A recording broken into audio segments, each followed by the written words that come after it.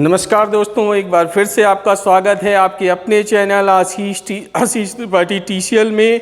इस चैनल में हम आपको सिखा रहे हैं 90 डेज़ में अंग्रेजी बोलना। प्रीवियस सेशन में आपने सीखा मस्ट हैव और माइट हैव का प्रयोग हमारे जीवन में आने वाले वाक्यों में कैसे हम मस्ट हैव और माइट हैव ऑक्सिलरीज का प्रयोग करते हैं। आज एक नया सेशन, एक नया वीडियो लेकर आए हैं। इस वीडियो में आप सीखेंगे कि कैसे हमारे जीवन में आने वाले अक्सर आने वाले डायलॉग्स को हम अपनी इंग्लिश स्पीकिंग में कैसे बोल सकते हैं, उसे हम अंग्रेजी में कैसे बोल सकते हैं। उससे पहले एक बार फिर मैं आपको याद दिला दूं, अगर आपको मुझसे अंग्रेजी बोलना सीखना है, हमारे वीडियो के माध्यम से अंग्रेजी बोलना सीखना है, तो आपको चैनल सब्सक्राइब करना ही होगा, क्योंकि हमारे सारे वीडियो सीक्वेंस में हैं। ठीक है, एक के बाद एक आपके जीवन की हर एक परत को हम इंग्लिश में रंगते जा रहे हैं। आपके जीवन में आने वाले हर एक डायलॉग की इंग्लिश चुटकी बजाते आपको आ जाए, ऐसे तरीके सिखाते जा रहे हैं। चलिए आज की सिचुएशन पे चलते हैं। आज की पहली सिचुएशन है 80% surety of present continue event, यानी जब आप 80% कॉन्फिडेंट हो कि जिस कार्य का जिक्र आप वाक्य में कर रहे हैं, आपके बोलते वक्त वह कार्य कहीं हो रहा है। सिचुएशन क्या होती है? मॉर्निंग में मान लीजिए आप ड्राइंग रूम में बैठे हैं, कोई अंकल आते हैं और आपसे पूछते हैं पापा कहाँ हैं? आप कहते हैं अखबार पढ़ते होंगे। अब पापा आपको वहाँ से दिख नहीं रहे हैं, लेकिन आपका प्रीवियस एक्सपीरियंस है, आपका पूर्व अनुभव है कि जब इस वक्त सुबह की होती है तो पापा लॉन में अखबार पढ़ते रहते हैं। तो जब अंकल ने आपसे पूछा, आप ड्राइंग रूम में ही हैं और बिना देखे आपने कह दिया पापा अखबार पढ़ते होंगे। अंकल ने पूछा मम्मी कहाँ है? आपने कहा खाना बनाती होंगी। मम्मी भी आपको दिख नहीं रही, लेकिन आपका अनुभव कहता है कि इस वक्त रोज़ मम्मी खाना बनाती हैं, तो मम्मी खाना बनाती होंगी। उन्होंने पूछा भैया कहाँ है? पढ़ता होगा। तो इन सभी डायलॉग्स में क्या है? आप 80% श्योर हैं। अगर आप फेस टू फेस देखकर बताते, यानी आपकी आंखों के सामने पापा अखबार पढ़ रहे होते, तो आप क्या कहते? पापा अखबार पढ़ रहे हैं। आपकी आंखों के सामने मम्मी खाना बनाती तो आप क्या कहते? मम्मी खाना बना रही हैं। लेकिन आपकी आंखों के सामने नहीं हो रहा है, लेकिन जब आप डायलॉग बोल रहे हैं उसी वक्त आपके डायलॉग का कार्य कहीं पर कंटिन्यू हो रहा है, तो आप 80% श्योर हैं। आप आई विटनेस नहीं हैं। अगर आई विटनेस होते तो प्रेजेंट कॉन्टिन्यूअस का सेंटेंस होता। ठीक है, तो आप जब 100% श्योर नहीं हैं कि प्रेजेंट में वह काम कहीं हो रहा है, तो आप 80% श्योर हैं। तो आपके डायलॉग्स कैसे होते हैं? मम्मी खाना बनाती होंगी, पापा अखबार पढ़ते होंगे, रामू झाड़ू लगाता होगा, भैया पढ़ता होगा, दीदी खाना बनाती होगी, दीदी झाड़ू लगाती होगी, सर पढ़ाते होंगे, भैया खेलते होंगे, छोटू पढ़ता होगा, दीदी टीवी देखती होगी, भैया आता होगा, वह फ़ोन पे बात करता होगा, लाइक दिस। तो ऐसे डायलॉग्स आपके निजी जीवन में बहुत बार आते हैं, बहुत बार आप सुनते हैं, आप ऐसे डायलॉग्स बोलते हैं जिनके लास्ट में क्या आ रहा है? ता होगा, ती होगी अथवा ते होंगे। पापा अखबार पढ़ते होंगे, भैया पढ़ता होगा, मम्मी खाना बनाती होगी। तो ऐसा हिंदी डायलॉग जिसके लास्ट में ता होगा, ती होगी, ते होंगे आए, और डायलॉग में जो कार्य का जिक्र आप कर रहे हैं वो उसी वक्त कहीं कंटिन्यू हो रहा हो, जिसके आप लाइव विटनेस नहीं हैं, चश्मदीद गवाह नहीं हैं। आपको अपनी आंखों से उस वक्त वह काम होते हुए नहीं दिख रहा है, लेकिन आपका अंदाज़ा है कि इसी वक्त यह काम कहीं कंटिन्यू हो रहा है। तो ऐसे डायलॉग्स को इंग्लिश में बोलने के लिए आप ऑक्सिलरी यूज करेंगे मस्ट बी, और इस ऑक्सिलरी के साथ आती है वर्ब की आईएनजी फॉर्म, जिसको प्रेजेंट पार्टिसिपल भी कहते हैं। ठीक है, जीरंड भी बोलते हैं। और यह एक असर्टिव सेंटेंस होगा। असर्टिव सेंटेंस में सबसे पहले सब्जेक्ट आता है, फिर ऑक्सिलरी आती है। नकारात्मक हो ऑक्सिलरी तो नॉट, और दो शब्दों की ऑक्सिलरी में नॉट आता है तो ऑक्सिलरी के दोनों शब्दों के बीच में फिर वर्ब, फिर ऑब्जेक्ट। एग्जाम्पल, राम पढ़ाता होगा। तो क्या ट्रांसलेशन हो जाएगा? Ram must be teaching. ठीक है। अगर यही सेंटेंस नकारात्मक भाव ले ले, राम नहीं पढ़ाता होगा, तो क्या हो जाएगा? Ram must not be teaching. ठीक है। अब इस डायलॉग्स की थोड़ी सी प्रैक्टिस की जाए।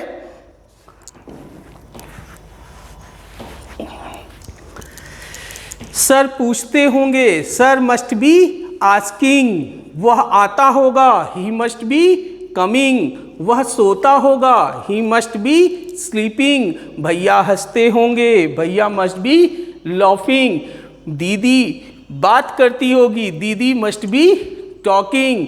वह रोता होगा, ही मस्ट बी क्राइंग या ही मस्ट बी वीपिंग। ठीक है।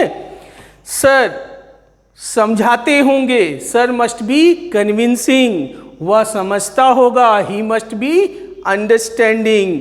वह सीखता होगा, ही मस्ट बी लर्निंग।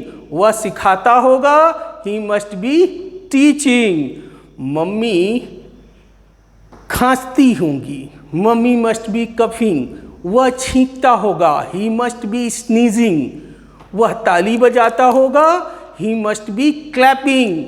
वह सीटी बजाता होगा, ही मस्ट बी विस्लिंग। वह सीटी नहीं बजाता होगा, he must not be whistling. वह अखबार नहीं पढ़ता होगा, he must not be reading newspaper. वह टीवी देखता होगा, he must be watching TV. वह टीवी नहीं देखता होगा, he must not be watching TV. वह झूठ बोलता होगा, he must be telling a lie. वह झूठ नहीं बोलता होगा, he must not be telling a lie. Is it clear? Let's move the next situation. That is a 20% surety of present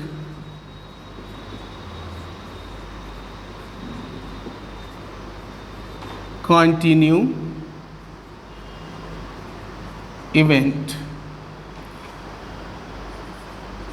कभी कभी सेम सिचुएशन में आप कम कॉन्फिडेंट होते हैं। कभी पापा अखबार पढ़ते हैं, कभी टहलने चले जाते हैं, कभी मम्मी खाना बनाती है, कभी दीदी खाना बनाती है, कभी भैया पढ़ता है, कभी भैया टीवी देखता है। तो अगर आपके जीवन में इस प्रकार का अनुभव रहा है और आज आप बिना देखे इस वक्त वो क्या कर रहे हैं उसके बारे में स्टेटमेंट देंगे, तो आप केवल 20% श्योर होंगे। जब रोज वो वही काम करते हैं उस वक्त, तो आज बिना देखे आप 80% श्योर हैं। लेकिन अगर वो रोज उस वक्त वो काम नहीं करते, कभी पापा अखबार पढ़ते हैं, कभी टहलने चले जाते हैं, कभी दीदी खाना बनाती है, कभी मम्मी खाना बनाती है, कभी भैया पढ़ता है और कभी टीवी देखता रहता है, तो अगर आपका अनुभव इस प्रकार का है तो आज तो आपने देखा भी नहीं, आप तो ड्राइंग रूम में बैठे हैं, अंकल ने पूछा भैया कहाँ है, शायद पढ़ता होगा। पापा कहाँ हैं? शायद अखबार पढ़ते होंगे। मम्मी कहाँ हैं? शायद खाना बनाती होंगी। तो जब आप किसी वक्तव्य के बारे में, किसी स्टेटमेंट के बारे में, किसी कथन के बारे में कम आश्वस्त होते हैं, कम कॉन्फिडेंट होते हैं, you are less confident regarding the statement, then what you do you use? You use the particular word in Hindi शायद।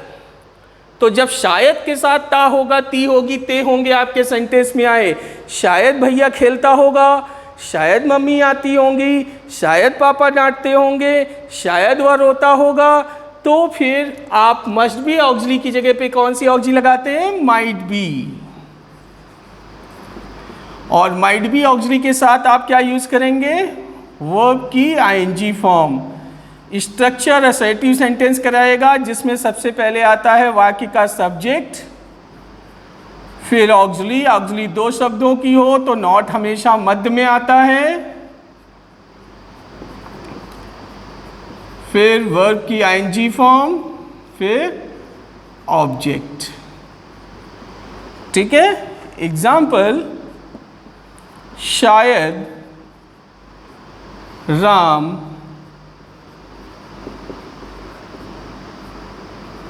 पढ़ाता होगा, तो राम सब्जेक्ट हो गया, और क्योंकि शायद के साथ ता होगा आया है तो ऑक्सिलरी क्या लगेगी, might be. Ram might be teaching.